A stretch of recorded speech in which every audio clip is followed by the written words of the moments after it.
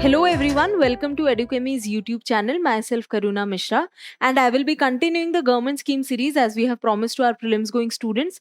So, the next sector which we'll be taking is a huge one, that is the welfare sector. Again, it involves a lot of areas: women and child minorities, adolescent girls, backward classes, whatnot.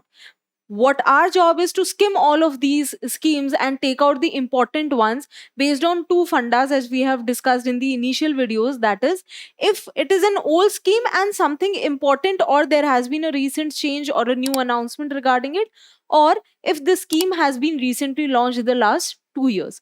So keeping that in mind, we are starting with the scheme related to women and children, and the scheme is for the institutional deliveries. The schemes which we'll be taking is related to pregnant women and for the infant children. And after that, we'll be taking up more schemes from the welfare sector which is regarding minorities, etc.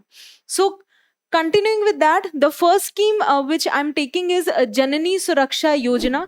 Janani Suraksha Yojana is a flagship scheme, the most important scheme for reducing maternal mortality as well as infant mortality. It basically aims at promoting institutional deliveries. So, the main aim is to promote institutional delivery among the pregnant women, and it is under the Ministry of Health and Family Welfare. So, as you see, the main idea is first to remove the stigma out of people, out of these ladies, that institutional deliveries. I'll just take some time of yours. I have worked with an organization in Madhya Pradesh which basically was working for institutional deliveries to promote that, especially among the tribals. You will not believe that one of the very common reasons why women were reluctant to go to hospitals was that they believed that if they have institutional deliveries, in long run their body becomes weak and they will not be able to work on farms, etc. So they say that if there is a cesarean C section, it basically deteriorates their body.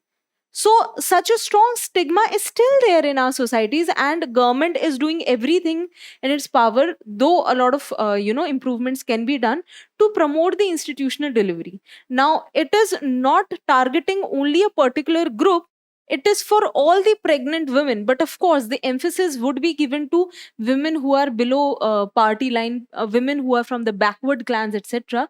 It is basically a cash support scheme. So when I say cash support scheme, they basically will directly deposit a certain amount in the accounts of women or beneficiaries who are entitled under the Janani Suraksha Yojana. So it is under the DBT, direct benefit transfer. All the pregnant women who prefer to deliver at home, even they are entitled for cash assistance per delivery, and there shall be no discrimination based on how many children they already had or what is the age of the pregnant woman. So this is also important, that it is not just institutional delivery, but women who are not able to come to the hospitals and want to deliver at home, they also shall receive cash entitlement. So what is this cash entitlement for? It is basically for nutrition, it is basically for providing care. So even for basic necessities, these women, first of all, thanks to the backward condition or the pathetic condition of women, some in some areas, that they are not even provided proper nutrition, the body goes under a lot of stress, and to fill that gap, government has given this cash incentive.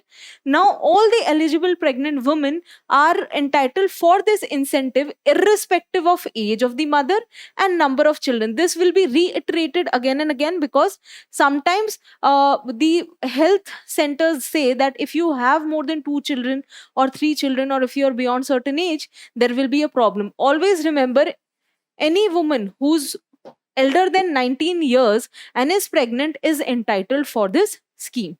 And also there is an incentive for ASHA for promoting institutional delivery, and it is a performance based incentive. So this is about Janani Suraksha Yojana. Now, taking further from this scheme is Janani Shishu Suraksha Karikram. So, Janani Shishu Suraksha Karikram is also now involving the infant. So what exactly is this Karikram? This Karikram, again, under the Ministry of Health and Family Welfare, it provides free assured transport, ambulance service, which shall pick up and drop the mother from the home post delivery. So the pickup and dropping has to be done by this ambulance, which shall be provided by the government. All of this is under the National Health Mission, which is the bigger comprehensive program. Apart from that, the delivery shall be free, including the cesarean C section. The drugs, diagnosis, and blood transfusion shall also be free, and similar facility and care shall also be given to the infant up to 1 year. So, up to the age of 1 year, the offspring or the child is considered as an infant, and all of these facilities shall be provided to the child till the age of 1 year. Now, coming to the next dimension, which is Rashtriya Bal Swasthya Karikram, again from the Ministry of Health and Family Welfare. Rashtriya Bal Swasthya Karikram, always remember, talks about 4Ds. So first, understanding about this Karikram or this scheme is, it basically focuses on children from 0 to 18 years. So anyone who's not an adult, it is not only till 6 years, till 18 years, you're basically trying to find, diagnose, and then take care of diseases or early intervention of certain diseases among children. So you have to remember it by remembering 4Ds. The 4Ds are defects at birth, first; deficiency, second; diseases, third; and developmental delays, including disability. So these 4Ds are identified among children from 0 to 18 years. Now, coming to how it is done, how it is exactly done, it is done first from 6 weeks to 6 years. It is the responsibility of Anganwadi centers.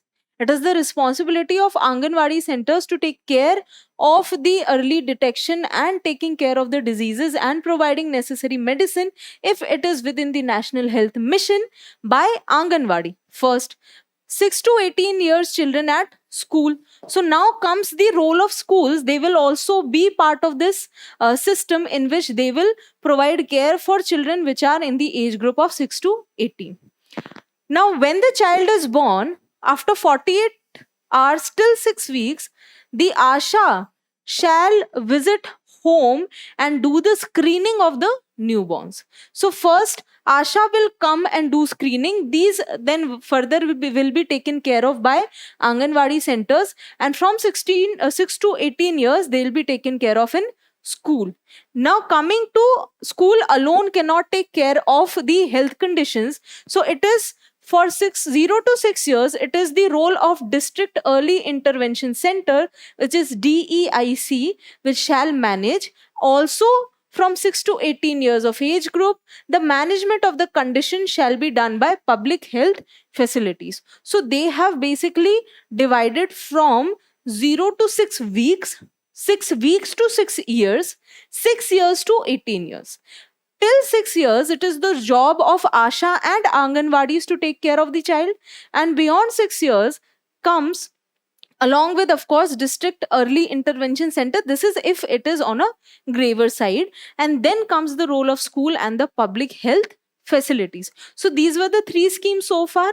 We have done Janini Suraksha Yojana, Janini Shishu Suraksha Karikram, and then the Rashtriya Bal Vikas Yojana. Now, coming to the 4th scheme, which is Pradhan Mantri Surakshit Matritva Abhiyan. Now, Pradhan Mantri Surakshit Matritva, as the name suggests, it talks about safe delivery, but more than that, it is the antenatal care. It is the antenatal care to provide antenatal care to every pregnant woman.